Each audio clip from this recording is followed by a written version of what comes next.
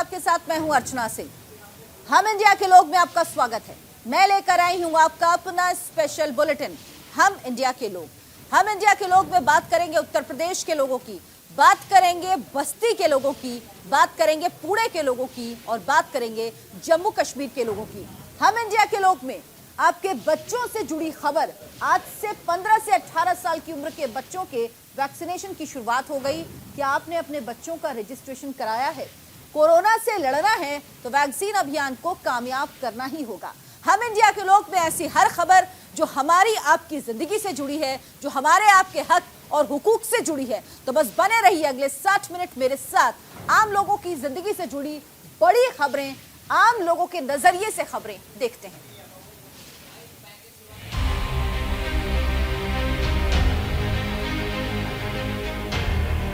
हम भारत के लोग भारत को एक संपूर्ण प्रभुत्व संपन्न, समाजवादी, धर्मनिरपेक्ष, लोकतंत्रात्मक गणराज्य बनाने के लिए तथा उसके समस्त नागरिकों को सामाजिक, आर्थिक, राजनीतिक न्याय, विचार, अभिव्यक्ति, विश्वास, धर्म और उपासना की स्वतंत्रता, प्रतिष्ठा और अवसर की समता प्राप्त कराने के लिए तथा उन सब में व्यक्ति की गरिमा और राष्ट्र की एकता और अखंडता सुनिश्चित करने वाली बंधुता बढ़ाने के लिए दृढ़ संकल्पित हैं।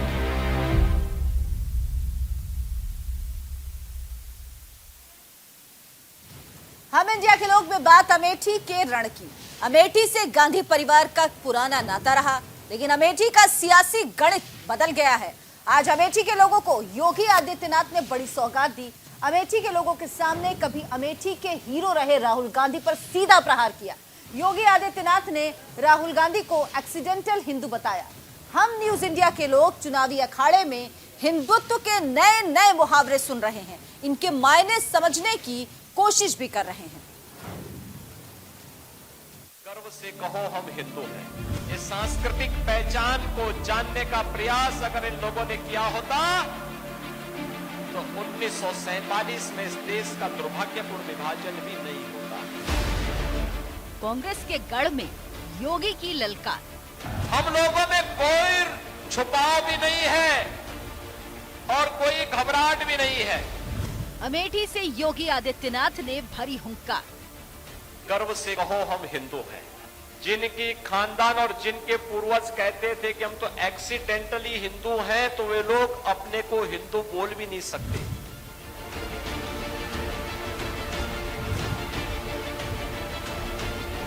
अमेठी कांग्रेस का वो गढ़ जो साल 2019 के लोकसभा चुनाव में दरक गया। अमेठी में स्मृति ईरानी ने राहुल गांधी को ऐसी पटकनी दी जिसका अंदेशा राहुल गांधी को पहले ही हो चुका था। लिहाजा राहुल गांधी ने वायनाड का टिकट कटवा लिया था और अब एक बार फिर जब यूपी में विधानसभा चुनाव का मंच सज चुका है तो योगी अमेठी पहुंचे थे। योगी के निशाने पर कांग्रेस नेता राहुल गांधी रहे। आपके पूर्व सांसद जब विदेश में रहते हैं तो भारत के खिलाफ बोलते हैं और जब केरल में जाते हैं तो अमेठी के खिलाफ भी जरूर बोलते हैं। अमेठी की जनता को कोसते हैं। भाइयों बहनों, मैं ये नहीं समझ पाया कि इतना तो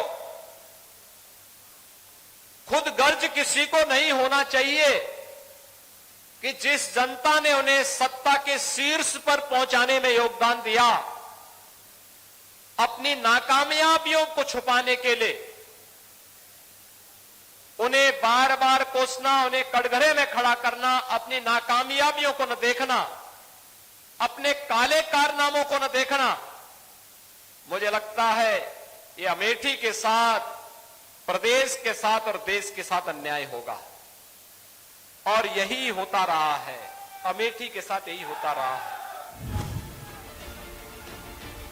यूपी के मुख्यमंत्री योगी आदित्यनाथ ने सोमवार को कभी कांग्रेस का गढ़ रहे अमेठी में जनसभा को संबोधित किया।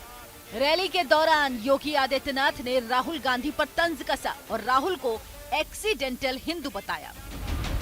अमेठी ने जिन लोगों को आजादी के बाद देश की सत्ता सौंपी थी, मलिक मोहम्मद जायसी की ये बात अगर उनके दिमाग में आई हुई होती तो संभवतः हिंदू और हिंदुत्व में भेद नहीं करते। लेकिन चूंकि जिन लोगों ने विभाजनकारी राजनीति को सदैव अपनाया, विघटन और विभाजन जिनके जीन्स का हिस्सा है, भाइयों बहनों, जिनकी खानदान और जिनके पूर्वज कहते थे कि हम तो एक्सीडेंटली हिंदू हैं, तो वे लोग अपने को हिंदू बोल भी नहीं सकते। ये उनकी मजबूरी है, ये उनकी मजबूरी है कि वह आज आपके उत्साह और उमंग के सामने, आपकी आस्था के सामने नतमस्तक हो गए हैं। अन्यथा उन लोगों ने तो बहुत पहले कह दिया था कि हम एक्सीडेंटली हिंदू हैं, यानी दुर्भाग्य से ही भारत में जन्म ले लिए हैं। योगी आदित्यनाथ ने अमेठी को कई सौगातें दी। मुख्यमंत्री योगी आदित्यनाथ ने अमेठी में भारत सरकार सहायतित योजना फेज 3 के अंतर्गत राजकीय मेडिकल कॉलेज का शिलान्यास, तो वहीं तिलोई में 200 बेड वाले अस्पताल का लोकार्पण किया। लेकिन योगी के निशाने पर गांधी परिवार ही रहा। योगी ने राहुल के हिंदूवादी बयान पर भी तंज कसा। कहा, हम जैसे हैं वैसा हमेशा दिखाते हैं, दिखावा नहीं करते। हम लोगों में कोई छुपाव भी नहीं है और कोई घबराहट भी नहीं है। जब मुख्यमंत्री नहीं थे तब भी हम लोग कहते थे, आज मुख्यमंत्री हैं तब भी कह रहे हैं और आगे भी यही कहेंगे कि गर्व से कहो हम हिंदू हैं। हमें कोई संकोच नहीं है। और हिंदूपन का यह भाव व्यक्ति जाति मत और मजहब में नहीं बांटती, ये हमारी सांस्कृतिक पहचान है। इस सांस्कृतिक पहचान को जानने का प्रयास अगर इन लोगों ने किया होता तो 1947 में इस देश का दुर्भाग्यपूर्ण विभाजन भी नहीं होता। 2022 में यूपी में फिर से सत्ता पर काबिज होना बीजेपी के लिए सबसे बड़ी चुनौती है, क्योंकि 2022 का चुनाव 2024 के लोकसभा चुनाव की पटकथा लिखेगा। अगर यूपी विधानसभा चुनाव में बीजेपी का विजय रथ लखनऊ का रास्ता बिना किसी रोक टोक के तय कर लेता है, तो फिर 2024 में बीजेपी के लिए दिल्ली दूर नहीं होगी, क्योंकि दिल्ली का रास्ता लखनऊ होता हुआ ही जाता है। लिहाजा बीजेपी 2022 को फतेह करने के लिए कोई कोर कसर नहीं छोड़ना चाहती। Bureau report, news India.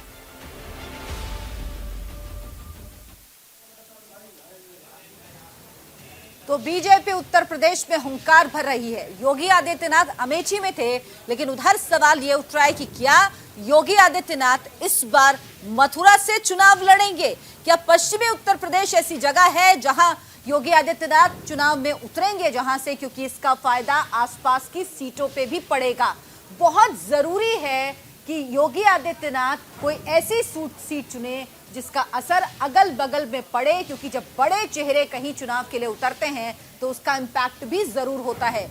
Ayodhya के लोग दूसरी तरफ योगी को रामभूमि से चुनाव के अखाड़े में उतरता हुआ देखना चाहते हैं। उनका मानना है कि योगी आदित्यनाथ अगर अयोध्या से चुनाव में लड़ते हैं तो अवध की जो आसपास की 82 सीटें हैं उन पे फर्क पड़ेगा, क्योंकि अयोध्या से लगे हुए जो जिले हैं, अंबेडकर नगर, बहराइच, गोंडा, सिद्धार्थनगर, इन जगहों पर जो बीजेपी के सिटिंग कैंडिडेट हैं, जो विधायक हैं, अगर वो अपने नाम पर चुनाव लड़ेंगे तो जीत बीजेपी के लिए बहुत मुश्किल होगी।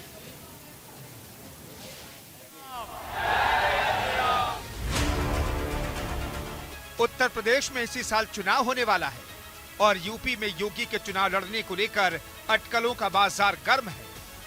योगी चुनाव तो लड़ेंगे, ये तो उन्होंने पहले ही साफ कर दिया है। लेकिन हर किसी का सवाल यही, कहां से? योगी देश के सबसे बड़े सूबे के मुख्यमंत्री हैं। मोदी के बाद सबसे पॉपुलर नेताओं में से एक हैं। वो चाहें तो किसी भी सीट से चुनाव लड़ सकते हैं, लेकिन अभी उनके पास चुनाव लड़ने के 3 बड़े ऑप्शन हैं। गोरखपुर योगी आदित्यनाथ का गढ़ है, वो आराम से यहां से जीत हासिल कर सकते हैं, लेकिन इसका फायदा पूरे उत्तर प्रदेश को नहीं होगा। उत्तर प्रदेश में 2 धार्मिक नगरी पूरी दुनिया में सबसे ज्यादा हाईलाइट हो रही है, एक काशी और दूसरी अयोध्या। काशी से मोदी और अयोध्या से योगी, इस नारे के साथ बीजेपी आगे बढ़ सकती है। सरकार अयोध्या को विकास का मॉडल बना रही है। जो अन्याय करते थे उसका मुंहतोड़ जवाब देने के लिए अयोध्या हमेशा खड़ी रही। और जब सभी एक साथ जुड़े, एक मंच मिला, आंदोलन नई ऊंचाइयों को छूता गया और अद्भुत संजोग बना। प्रधानमंत्री मोदी जी ने 5 अगस्त 2020 को अयोध्या में भगवान राम के भव्य मंदिर के निर्माण का शुभारंभ भी कर दिया है। अब तो किसी को संदेह है ही नहीं। अयोध्या के बाद बीजेपी का फोकस मथुरा पर है। योगी आदित्यनाथ अगर मथुरा से चुनाव लड़ते हैं तो हिंदुत्व के बैनर तले जाट वोट को बीजेपी की तरफ वापस ला सकते हैं। वहीं मथुरा से योगी का उतरना बीजेपी के लिए 2024 का एजेंडा तैयार कर सकता है। हमने कहा था अयोध्या में प्रभु राम का भव्य मंदिर निर्माण का कार्य प्रारंभ कराएंगे। मोदी जी ने कार्य प्रारंभ करा दिया है ना, खुश हैं? अयोध्या में राम मंदिर बनने से खुश हैं सभी लोग। और अभी काशी में भगवान विश्वनाथ का धाम भी भव्य रूप से बन रहा है, आपने देख लिया ना। और फिर मथुरा वृंदावन कैसे छूट जाएगा? वहां पर भी काम भव्यता के साथ आगे बढ़ चुका है। और यही वजह है कि सीएम योगी के पास धर्मनगरी के नाम पर 3 बड़े ऑप्शन तैयार हैं, जो बीजेपी की बुनियाद तय करती है। योगी यहां से चुनाव लड़ते हैं तो उन्हें फायदा मिल सकता है। हालांकि बीजेपी की कोशिश यही होगी कि वो योगी को उस सीट से चुनाव लड़वाएं जो 2022 से लेकर 2024 तक की पिच तैयार कर।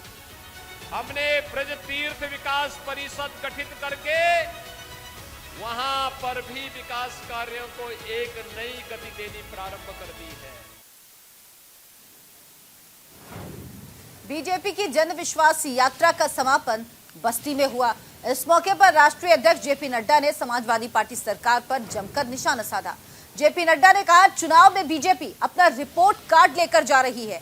हमारे पास सुशासन है, विपक्षियों के पास कुशासन है। हम कहते हैं गुड गवर्नेंस, वो कहते हैं बैड गवर्नेंस। उन्होंने कहा, उत्तर प्रदेश में अब फर्क साफ दिखता है। अभी योजनाओं का पैसा सीधा लोगों के बैंक खाते में जाता है। अखिलेश सरकार के समय में पैसा सीधे उनके ही खाते के लिए जाता था। में आया, अखिलेश जी ने कहा कि योगी जी ने सत्यानाश कर दिया। लोग योगी जी ने सत्यानाश कर दिया। हम ये जरूर कहेंगे कि उनके भविष्य का सत्यानाश तो जरूर किया है। जो उन्होंने सोचा था आतंकियों को छोड़ेंगे, मौज मनाएंगे, माफिया राज करेंगे, दंगइयों को थाने बांटेंगे, दंगइयों को जिला बांटेंगे, एक तरीके से गुंडा राज होगा, उससे तो उनके सपनों पर तो पानी फेरा है कि नहीं फेरा है? फेरा है कि नहीं फेरा है? कि काम करने वाले लोगों की नीयत कुछ और होती है और राजनीति करने वाले लोगों की नीयत और होती है। कन्नौज में इत्र कारोबारियों पीयूष और पुष्पराज जैन के घर पर छापेमारी को समाजवादी पार्टी के मुखिया अखिलेश यादव ने अल्पसंख्यक मुद्दे से जोड़ दिया। उन्होंने कहा, यह छापेमारी बताती है कि बीजेपी अल्पसंख्यकों के खिलाफ है और वो नहीं चाहती कि जैन समुदाय के लोग समृद्ध हो सकें। अखिलेश यादव ने कहा, भाजपा अल्पसंख्यक विरोधी है। सत्ता में आते ही उसने लोकसभा में एंग्लो इंडियंस की सीटें खत्म कर दी, विधानसभा में भी ऐसा ही किया गया। यही नहीं, किसान आंदोलन को भी उन्होंने सिख समुदाय से जोड़ते हुए कहा कि उनके साथ क्रूरतापूर्ण बर्ताव किया गया था। अखिलेश यादव ने कहा, भाजपा सरकार ने किसान आंदोलनकारियों की राह में कीले बिछा दी थी। साथ ही उन्होंने ये भी कहा कि तीनों कृषि कानून से किसानों की खेती बर्बाद हो जाती है। तो यूनिट फ्री देने का वादा किया है, तो उसके पीछे ये तमाम योजनाएं हैं जो समाजवादी सरकार बनने पर पूरी होंगी और उत्तर प्रदेश को 300 यूनिट फ्री घरेलू बिजली उपलब्ध कराने का काम करेंगे। हमारे किसान की आय तो दोगुनी ये सरकार नहीं कर पाई। इस सरकार ने वादा किया था, भारतीय जनता पार्टी ने। अभी मैं इनके लंबे लंबे भाषण सुनता हूं, इनके बड़े बड़े भाषण आते हैं, लेकिन एक भी भाषण में किसान को लेकर के ये बात नहीं कह रहे हैं। पहले तो साजिश कर करके ये 3 ऐसे कानून लाए जिन कानूनों से किसानों की खेती बर्बाद हो जाती, जमीन छिन जाती, उनके हाथ में खेती नहीं बचती। मजबूरी में उत्तर प्रदेश का चुनाव देख करके उन्होंने तीनों कानून वापस ले लिए।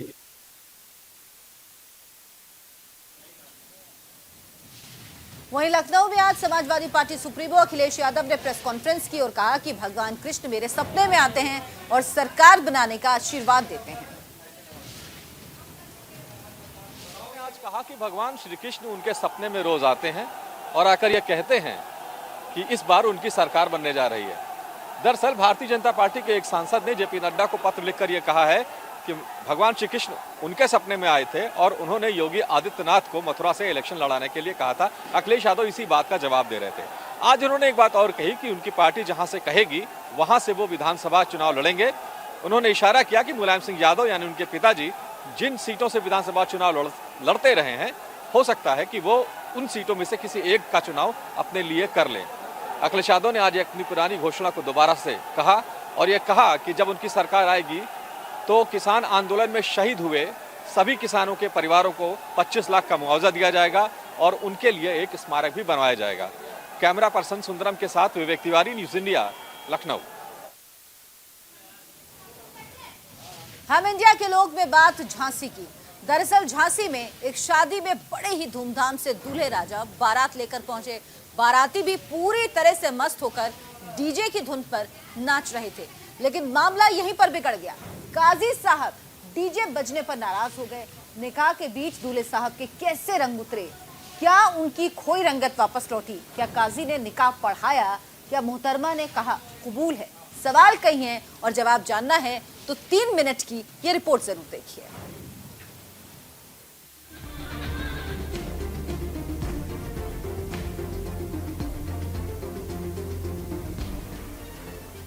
उत्तर प्रदेश के झांसी में एक शादी समारोह में डीजे बजाना दूल्हे को भारी पड़ा।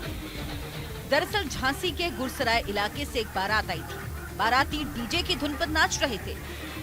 जैसे ही बारात शादी घर पहुंची तो काजी साहब डीजे देखकर भड़क गए। काजी ने निकाह पढ़ाने से ही इनकार कर दिया।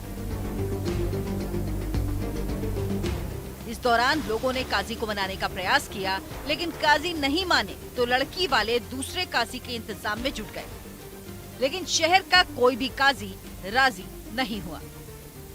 कि 1 हफ्ते पहले हमारे यहाँ के सारे आइमान हज़रात, सारे इमाम इकट्ठा होकर उनके घर पे गए जहाँ जहाँ शादियाँ थी कि आप अपनी शादियों में डीजे ना लगाएं, हराम कामों से बचें, क्योंकि जिस चीज़ के लिए शरीयत मना करती है उसी चीज़ का पैगाम हम लोगों ने दिया कि यहाँ पर डीजे आता है, डीजे में नाच गाना होता है, डांस होता है, तो वो लोग गुनाह में मुब्तला होते हैं और एक सुन्नत काम करने जाते हैं, गुनाह में शामिल हो जाते हैं। डीजे बजाकर, डांस कर, दारू पीकर, लड़के दारू पीते हैं। तो उस चीज़ को रोकने के लिए हम लोगों ने ये कदम उठाया। यहाँ तक कि बारात आई डीजे के साथ, आइमा हज़रात सब तमाम इकट्ठा हुए और निकाह पढ़ाने से इनकार कर दिया गया। ऐसे में दोनों परिवार पर मानो सदमे का साया छा गया। काजियों के सामने वधू पक्ष लड़की की इज्जत का हवाला देने लगे। काफी मान मनवल के बाद काजी ने माफी मांगने और 25,000 का जुर्माना देने की शर्त रखी।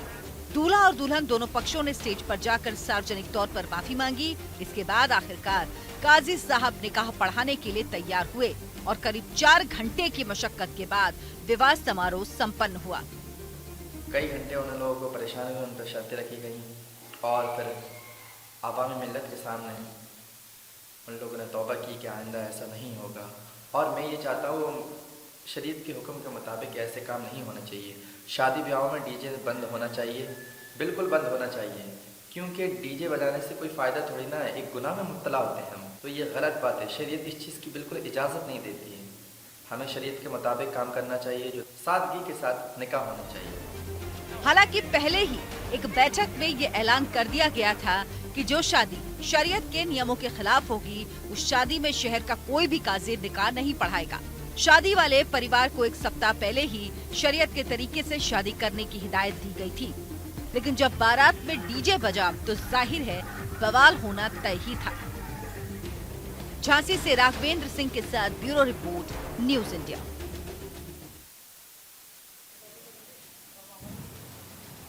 हम इंडिया के लोग में बात देश की पहली महिला शिक्षक सावित्रीबाई फुले की।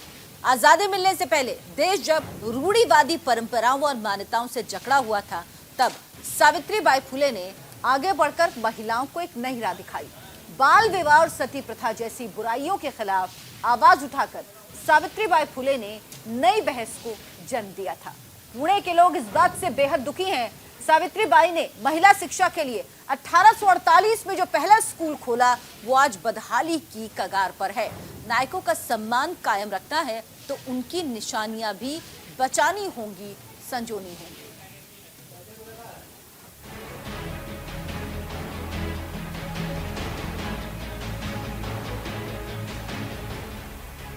सावित्रीबाई ज्योतिराव फुले, एक ऐसा नाम जिसने महिलाओं की जिंदगी बदल दी।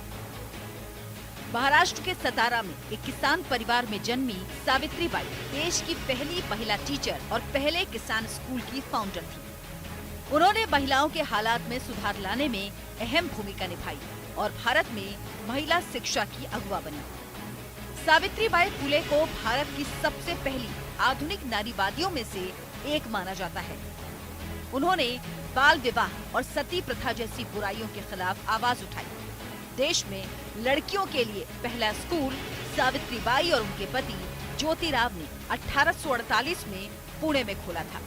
लेकिन आज हम आपको उनके पहले स्कूल की जर्जर तस्वीर से रूबरू कराएंगे।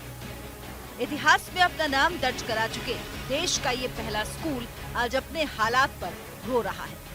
और ये इसकी दुरावस्था देखो कैसी है। 1 जनवरी 1848 में शिक्षा की ज्ञान गंगा इधर से ही सावित्रीबाई फुले ने शुरू की और महिलाओं को ज्ञान देने की, शिक्षा देने की शुरुआत की।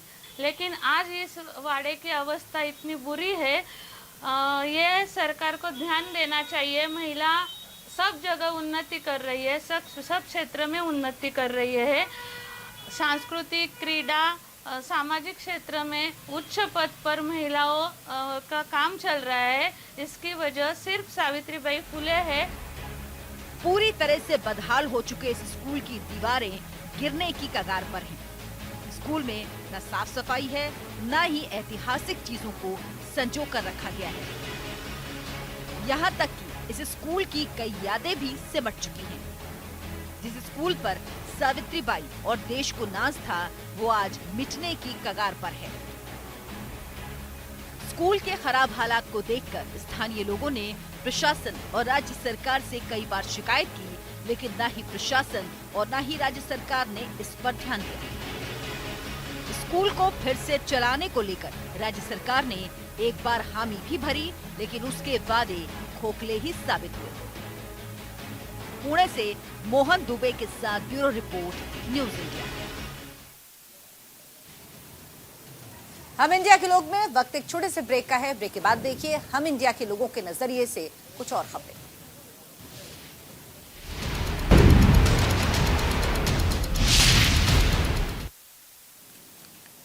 और हम इंडिया के लोग में अब बात 15 से 18 साल के बच्चों को कोरोना वैक्सीन अभियान की। पूरे देश में आज से 15 से 18 साल के बच्चों का वैक्सीनेशन शुरू हो गया। इन सबके बीच देश में जिस तरह से कोरोना के मामले बढ़ते जा रहे, उससे खतरे की घंटी भी बज गई है। दिल्ली में पिछले 24 घंटों में कोविड के 4000 से ज्यादा नए मामले सामने आए। मध्य प्रदेश और बिहार में भी हालात चिंताजनक हैं। यह रिपोर्ट देखिए।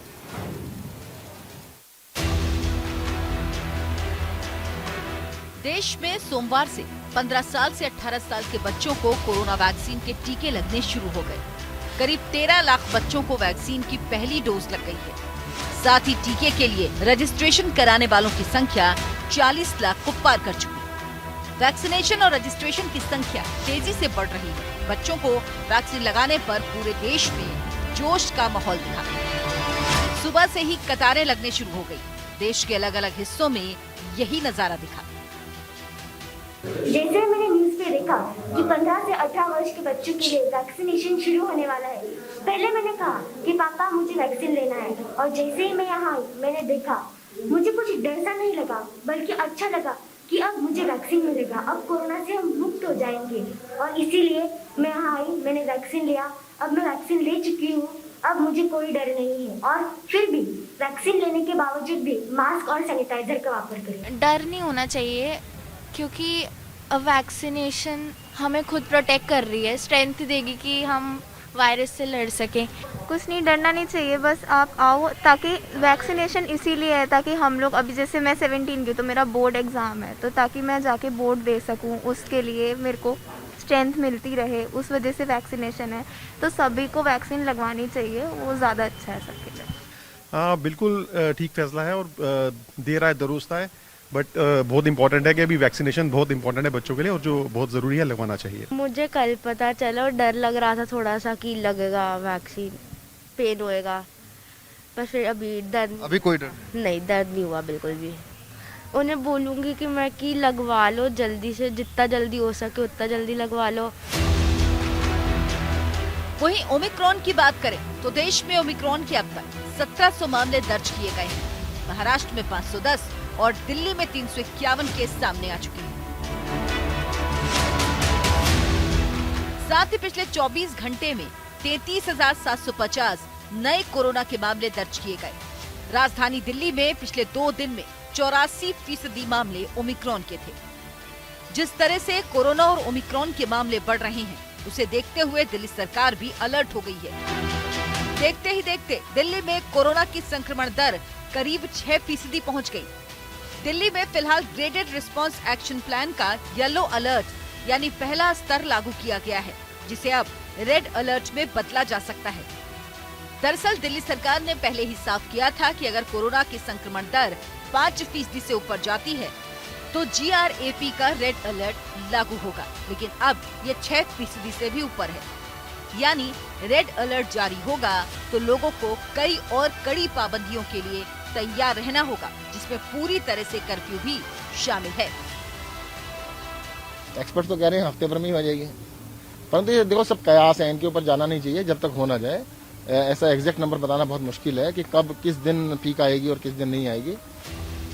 वहीं मुंबई में भी कोरोना और ओमिक्रॉन के बढ़ते मामले को देखते हुए BMC ने पहली से 9वीं कक्षा तक के स्कूलों को 31 जनवरी तक बंद करने का ऐलान किया। साथ ही गोवा सरकार ने भी कोरोना के बढ़ते मामलों के मद्देनजर स्कूल और कॉलेजों को 26 जनवरी तक बंद करने का फैसला किया। बिहार के मुख्यमंत्री नीतीश कुमार के जनता दरबार में शामिल होने वाले 3 पुलिस कांस्टेबल सहित कुल 14 लोगों की कोरोना रिपोर्ट पॉजिटिव आई है। इसके बाद CM का रुख कड़ा हो गया है। उन्होंने कहा कि बिहार में ओमिक्रॉन के मामले बढ़ रहे हैं, लेकिन सरकार पूरी तरह से अलर्ट है। पिछले 7-8 दिनों से 10 दिनों से थोड़ा थोड़ा बढ़ा था, लेकिन अब तो अचानक बढ़ गया।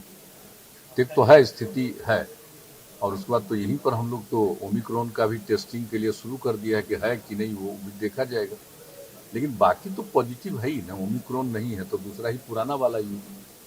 लेकिन इसको देखना और इसके लिए सब लोगों को सजग रखना जरूरी है।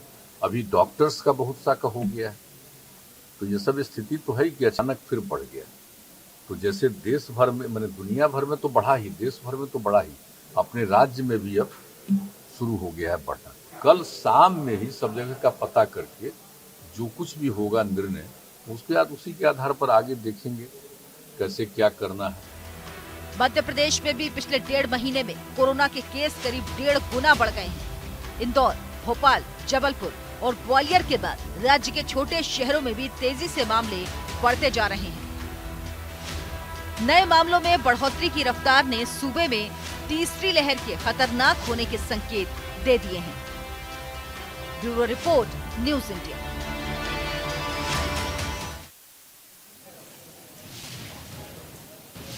कोरोना के कहर और बच्चों के वैक्सीनेशन अभियान के बीच मेडिकल पेशे से जुड़ी एक खबर जयपुर से।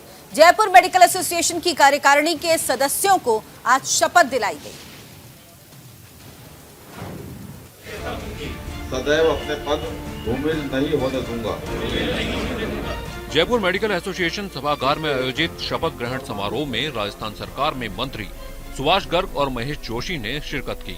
राजस्थान सरकार के मंत्री महेश जोशी ने जयपुर मेडिकल एसोसिएशन के अध्यक्ष डॉक्टर अनुराग धाकड़, एग्जीक्यूटिव मेंबर डॉक्टर अनुराग तोमर सहित सभी पदाधिकारियों को शपथ दिलवाई। एवं कार्यभार की शपथ ग्रहण के बाद डॉक्टर अनुराग तोमर ने चिकित्सक साथियों का समर्थन करने के लिए आभार जताया। डॉक्टर अनुराग तोमर ने कहा कि एसोसिएशन की बेहतरी के लिए जो भी कदम उठाने की जरूरत होगी वो जरूर करेंगे। जयपुर मेडिकल एसोसिएशन एक संगठन है जो डॉक्टरों का है और इस संगठन में सारे चिकित्सक जयपुर के जुड़े हुए हैं, चाहे वो प्राइवेट हों चाहे सरकारी हों। एक बहुत बड़ा संगठन है ये।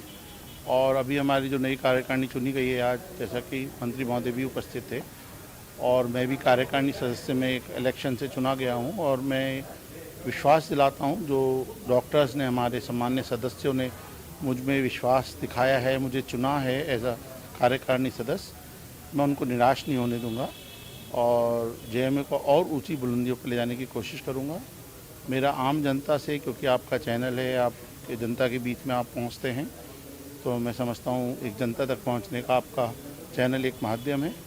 मैं जनता से यही निवेदन करूंगा कि डॉक्टर्स जो होते हैं वो अपने फील्ड में सब अच्छे से अच्छा कार्य करते हैं, अपनी जी जान लगाते हैं अपने प्रोफेशन में, मरीज की जान बचाने को, मरीज को सही करने को। लेकिन कभी कभी दुर्घटना हो जाती है। डॉक्टरों का कभी भी, डॉक्टर एक तरह के देखा जाए ऊपर से भगवान से मरीज को लड़के उसको ज़िंदगी देने की कोशिश करता है, पर अकस्मात कभी डॉक्टर हार भी जाता है भगवान के आगे। तो उस केस में मैं मरीज के परिवारजन जो गुस्सा हो जाते हैं, जो मरीज डॉक्टर को भला बुरा कहते हैं, उनसे सभी से निवेदन है, प्रार्थना है कि डॉक्टर अपनी तरफ से जी जान लगाता है। डॉक्टर पे आप विश्वास रखें और अगर आपको डॉक्टर पे विश्वास नहीं है तो मेरी तो ये सलाह है आप दूसरा डॉक्टर ले लें, लेकिन जिस डॉक्टर पे विश्वास है आप उसी से इलाज करें। मैं इसे राष्ट्रीय दायित्व के रूप में ग्रहण करता हूँ और हमारी संस्था भी यही।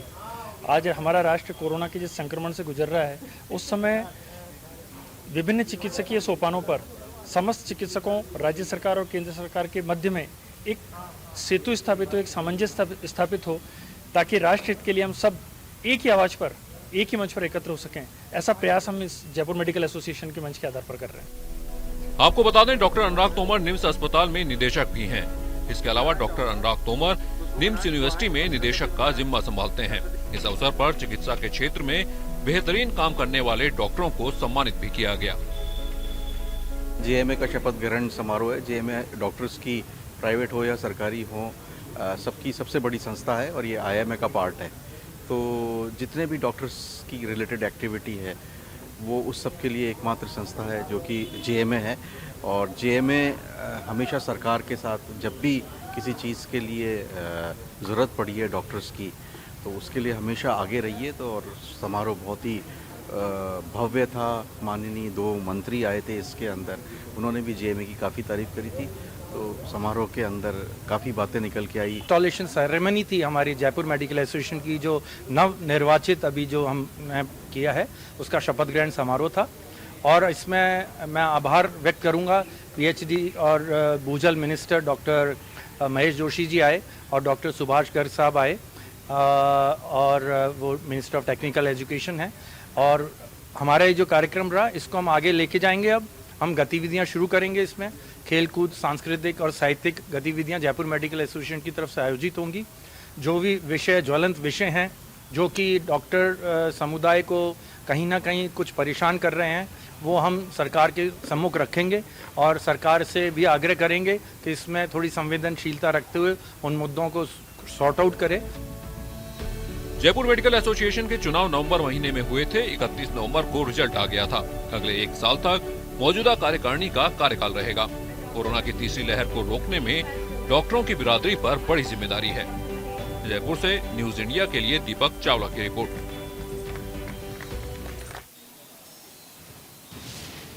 जाम की जंग में जाम लग गया। मैं बात कर रही हूं देश की राजधानी दिल्ली की।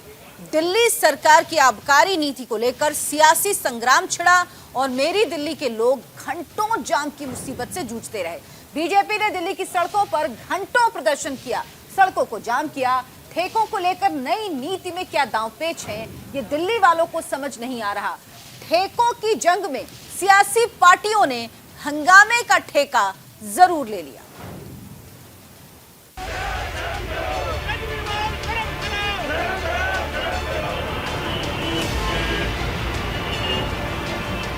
सड़क पर जाम,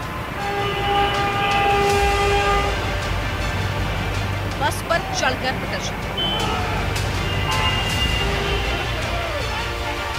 शराब है खराब के नारे के साथ बीजेपी ने पूरी दिल्ली को बंधक बना दिया।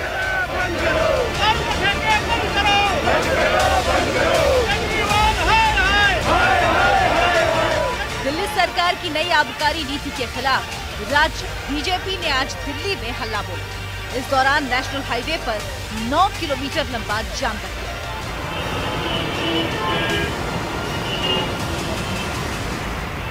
गौरतलब है कि दिल्ली सरकार ने खुदरा शराब कारोबार से खुद को अलग कर लिया और दिल्ली में शराब नीति लाई है, जिसका विपक्ष के साथ साथ आम लोग भी विरोध कर रहे हैं। नई आबकारी नीति के खिलाफ बीजेपी केजरीवाल सरकार पर हमलावर है और प्रदर्शन के जरिए हुंकार भर रही है। सोमवार सुबह राजधानी दिल्ली के अलग इलाकों में भाजपा के कार्यकर्ताओं और नेताओं द्वारा इस नीति का विरोध किया गया। दिल्ली के प्रमुख इलाकों जैसे लक्ष्मी नगर, दिल्ली सचिवालय के आसपास, बदरपुर, द्वारका में बीजेपी ने जमकर विरोध किया। नोएडा गेट से अक्षरधाम तक 5 किलोमीटर लंबा जाम लग गया, जिससे आमजन को खासी परेशानी का सामना करना पड़ा।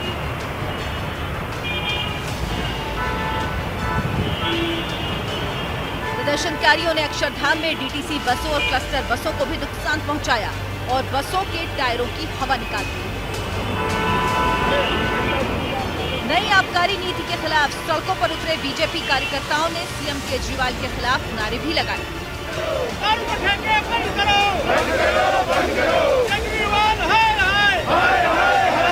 कार्यकर्ताओं ने केजरीवाल के खिलाफ होश में आओ केजरीवाल, तुम्हारी तानाशाही नहीं चलेगी और होश में तुमको आना होगा जैसे नारे लगाए। दिल्ली सरकार ने 2021 और 2022 के लिए लागू की गई है। 17 नवंबर 2021 से दिल्ली के अंदर नई शराब नीति को लागू किया है, जिसके तहत बात करें तो दिल्ली के अंदर नई शराब की दुकानें जो हैं उनको खोला जाएगा और दिल्ली के अंदर हर वार्ड में 3 से 4 दुकानें जो हैं वो खोली जाएंगी। यानी कि जो 272 वार्ड हैं दिल्ली के अंदर, उसमें हर वार्ड में अब 3 से 4 जो नई शराब की दुकानें हैं उनको खोला जाएगा। हालांकि इससे पहले बात करें तो 79 ऐसे वार्ड थे जहां पर कोई शराब की दुकान नहीं थी, लेकिन इस शराब नीति का जो विरोध है वो लगातार बीजेपी कर रही है। हालांकि दिल्ली की बात करें तो राजधानी को 32 जोन्स में बांटा गया है, जिसके लिए 849 लाइसेंस जो हैं वो आवंटित किए गए हैं और प्रत्येक जोन में 26 से 27 शराब की दुकानें खुलेंगी। एक जोन में 8 से 9 वार्ड जो हैं वो आते हैं। हालांकि जो नई शराब नीति में जो बदलाव किए गए हैं उसमें ये कि जो दिल्ली में शराब पीने की कानूनी उम्र सीमा थी वो 25 से घटाकर 21 कर दी गई है। इसके अलावा एयरपोर्ट्स की बात करें या फिर जो होटल्स हैं वहाँ पर 24 घंटे शराब की बिक्री हो सकेगी। इसके अलावा बात करें जो शराब की दुकानों का साइज है वो 150 वर्ग फीट होता था, लेकिन अब इसको बढ़ाकर 250 वर्ग फीट कर दिया गया है। तो तमाम जो नई गाइडलाइंस के तहत दिल्ली के अंदर नई शराब नीति लागू की गई है। भाजपा के दिल्ली प्रदेश अध्यक्ष आदेश गुप्ता ने ट्वीट किया, केजरीवाल सरकार की नई शराब नीति के विरोध में भाजपा की लड़ाई जारी रहेगी। दिल्ली में केजरीवाल सरकार ने नई शराब नीति लाए हैं और उस शराब नीति में रिहायशी इलाकों में, स्कूलों के आसपास, धार्मिक स्थलों के आसपास, गांव में, अनऑथराइज कॉलोनी में, उन इलाकों में हजारों की संख्या में शराब के ठेके खोल रहे हैं, जहां आजादी के बाद आज तक दिल्ली में वहां शराब के ठेके नहीं खोले गए और ना ही कोई ऐसी पॉलिसी थी। आप दिल्ली को शराब नगरी बनाना चाहते, दिल्ली के युवा, महिलाओं और मजदूरों को शराब के लत में झोंकना चाहते हैं और आपका तर्क बहुत अच्छा है। आप कहते हैं कि हम शराब को इक्वल डिस्ट्रीब्यूशन चाहते हैं ताकि लोगों को दूर ना जाना पड़े। अरे दिल्ली के मुख्यमंत्री साहब, आपको इसलिए सत्ता में नहीं बिठाया था कि आप शराब के इक्वल डिस्ट्रीब्यूशन की बात करें, वकालत करें। आप इसलिए आए थे कि आपने कहा था हम आएंगे तो 500 नए स्कूल बनाएंगे, 20 नए कॉलेज खोलेंगे, अस्पताल बनाएंगे, दिल्ली को प्रदूषण मुक्त करेंगे, यमुना जी साफ करेंगे, दिल्ली के अंदर इंफ्रास्ट्रक्चर बेहतर बनाएंगे। क्या आपने उस दिशा में कोई काम किया? केजरीवाल सरकार ने दिल्ली में नई आबकारी नीति लागू की। नई आबकारी नीति लागू होने के बाद दिल्ली में करीब 850 निजी शराब बिक्री केंद्र संचालित होंगे, जहां से लोग अपनी पसंद की शराब खरीदने लगेंगे। बीजेपी शुरुआत से इस नीति का विरोध कर रही है, लेकिन दिल्ली सरकार बीजेपी पर बेवजह पखेड़ा खड़ा करने का आरोप मढ़ रही है। बहुत दुर्भाग्यपूर्ण है विरोध का जो तरीका आज भारतीय जनता पार्टी ने अपनाया है। मैंने खुद तस्वीरें देखी हैं और सीधे सीधे ये भारतीय जनता पार्टी का विरोध नहीं है, भारतीय जनता पार्टी का चिरपरिचित गुंडाई करने का अंदाज है। बसों के टायर पंक्चर किए जा रहे हैं, सरकारी संपत्तियों को नुकसान पहुंचाया जा रहा है और लोगों की जान से खिलवाड़ हो रही है। इस जाम में जो भारतीय जनता पार्टी ने अपने कुकर्मों से लगाया, इस जाम में बहुत सारे एम्बुलेंस फंसे हुए हैं, मरीज फंसे हुए हैं। मुझे लगता है कि भारतीय जनता पार्टी के नेतृत्व को आगे आके और इसका जवाब देना चाहिए कि ये किस किस्म की राजनीतिक शुचिता का परिचय दे रहे हैं। आपका विरोध, लोकतंत्र में विरोध अच्छी बात है, करिए आप। संवाद का स्थान होना चाहिए, विरोध की का एक तरीका होना चाहिए, सलीका होना चाहिए। भाजपा ने आज सारे तरीकों को, सारी शुचिता को ताक पे रख के और जो पूरी दिल्ली में उत्पात मचाया है, मुझे लगता है कि उसने भारतीय जनता पार्टी की जो गंदी नीयत है उसे सामने ला कर दिया, उसे उजागर कर दिया। केजरीवाल जी अपना चुनाव चिन्ह बदलने जा रहे हैं। हर मोहल्ले में दारू की दुकानें खोल रही हैं। दिल्ली सरकार की ओर से लागू की गई नई आबकारी नीति के तहत 849 नई शराब की दुकानें खोली जा रही हैं। नई नीति के अंतर्गत हर वार्ड में 3 शराब की दुकानें होंगी। इसी को लेकर बीजेपी दिल्ली सरकार पर हमलावर है। दिल्ली के लोग भी रिहायशी इलाके में शराब की दुकानें खुलने से परेशान हैं। वो केजरीवाल जो पंजाब को नशा मुक्त करने का दावा कर रहे हैं, वही केजरीवाल दिल्ली के हर वार्ड में शराब की 3 दुकानें खोलने को बढ़ावा दे रहे हैं, जिसके बाद विपक्ष केजरीवाल पर हमलावर है। Bureau report, news India.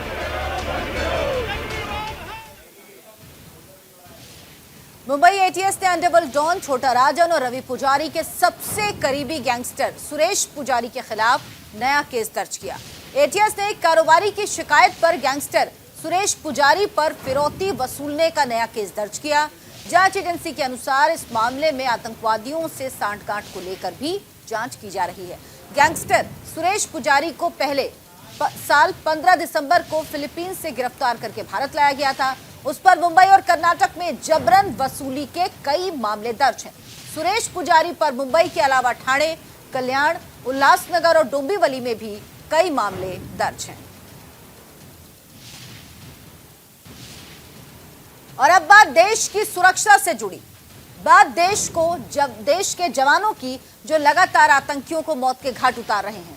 सुरक्षा बलों ने आतंकी संगठन लश्कर ए तैयबा के टॉप कमांडर को ढेर कर दिया। सलीम पर्रे निर्दोष नागरिकों और सुरक्षा बलों पर कई बार हमले की वारदातों में शामिल रहा है, जिसको आज सुरक्षा बलों ने जहन्नुम में पहुंचा दिया।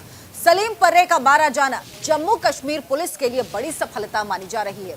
जानकारी के मुताबिक पुलिस को श्रीनगर के हरवान इलाके में कुछ आतंकियों के छिपे होने की सूचना मिली थी, जिस पर पुलिस ने पूरे इलाके की नाकेबंदी कर तलाशी अभियान चलाया।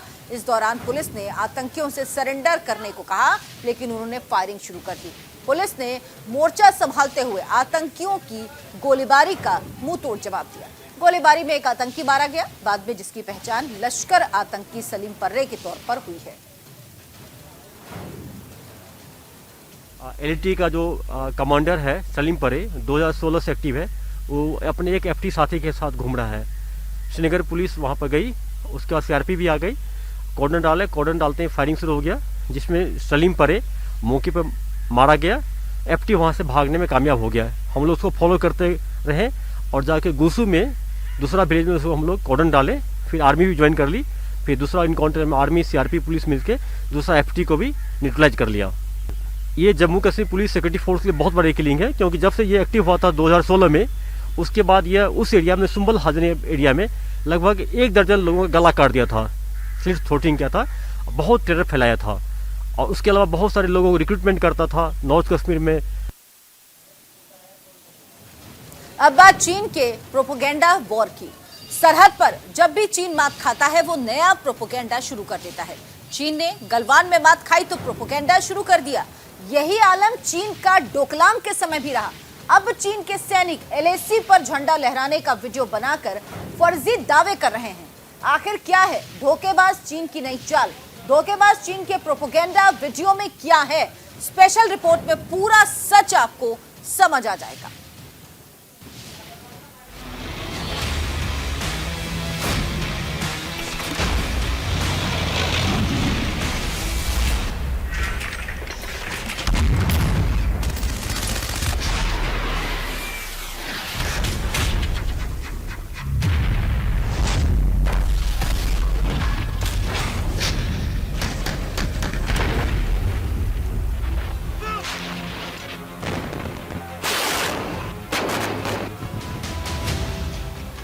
लाल सेना की लाल झंडे वाली साजिश।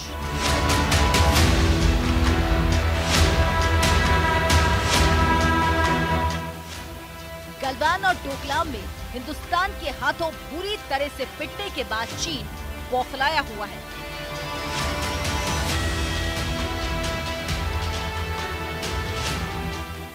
चीन पूर्वी लद्दाख में प्रोपेगेंडा वॉर के जरिए दबदबा कायम करना चाहता है, लेकिन 5 मई 2020 को हुई हिंसक झड़प में उसे करारा जवाब मिला। तब से एलएसी पर चीन की प्रोपेगेंडा मशीनरी और सक्रिय हो गई है।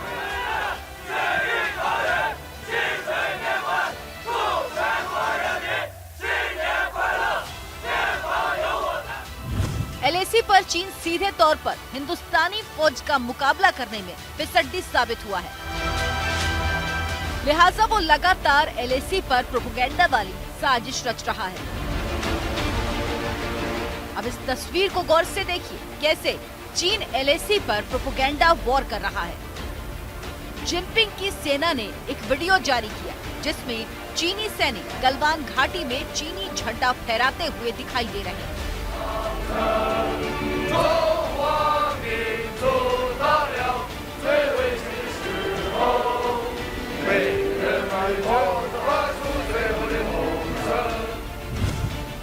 एक जनवरी 2022 को एक भड़काने वाली कार्रवाई में चीन ने अपने कब्जे वाले गलवान घाटी में अपना राष्ट्रीय झंडा फहराया। इसके बाद चीन की सरकार, मीडिया समेत उसकी प्रोपेगेंडा मशीनरी ने इस वीडियो को सोशल मीडिया पर जोर शोर से प्रसारित करना शुरू कर दिया। चीन अपनी चालबाजी के लिए दुनिया में कुख्यात है। डबल गेम खेलने के लिए कुख्यात चीन ने नए साल के मौके पर पूर्व लद्दाख के डेमचौक और हॉट स्प्रिंग इलाके में भारतीय सैनिकों को उपहार दिया था। इससे लग रहा था दोनों देशों के बीच रिश्तों में जमी बर्फ आखिरकार पिघलने लगी है। लेकिन कुछ ही घंटों के बाद चीन की असलियत सामने आ गई और डोकलाम के अपने कब्जे वाले हिस्से में झंडा फहराकर प्रोपेगेंडा करने की कोशिश की। लेकिन सबसे बड़ा सवाल ये कि क्या चीन की उकसावे वाली कार्रवाई है ये, या फिर इसके पीछे चीन की कुछ और ही मंशा है।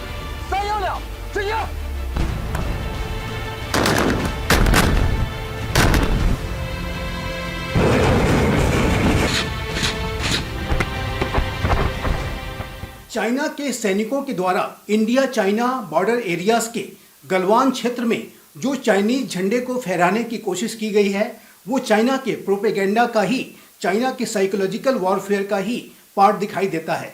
और ये चाइना के द्वारा भारत को दबाव में रखने की जो उसकी साजिशें होती हैं उसका भी पार्ट है।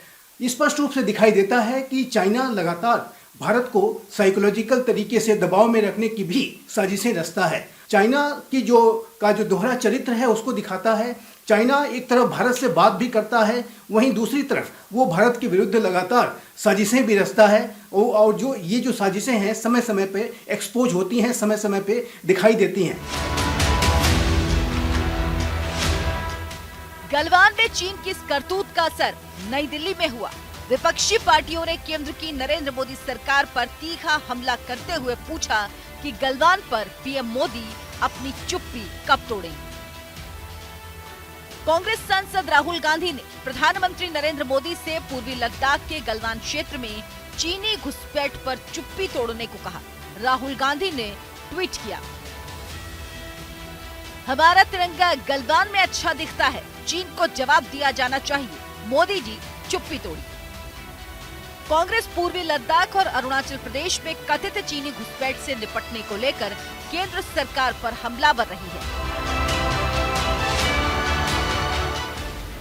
राहुल गांधी ने चीन द्वारा अरुणाचल प्रदेश के 15 स्थानों के नाम बदले जाने के कदम पर सरकार पर निशाना साधा था और अब नए साल पर चीन की नई चाल से विपक्ष हमलावर है, तो सरकार को चीन की इस प्रोपेगेंडा वाली साजिश का करारा जवाब देना होगा।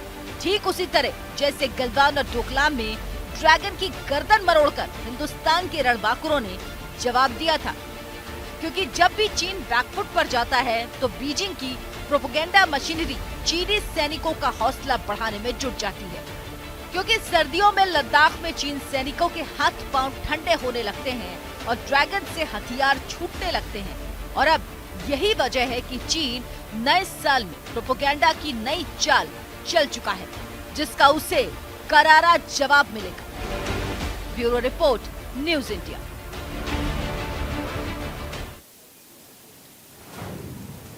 हम इंडिया के लोग में आज बस इतना ही। कल फिर हम इंडिया के लोगों में होगी इंडिया के लोगों के नजरिए से खबरें, इंडिया के लोगों के लिए खबरें। आज दीजिए इजाजत, नमस्कार।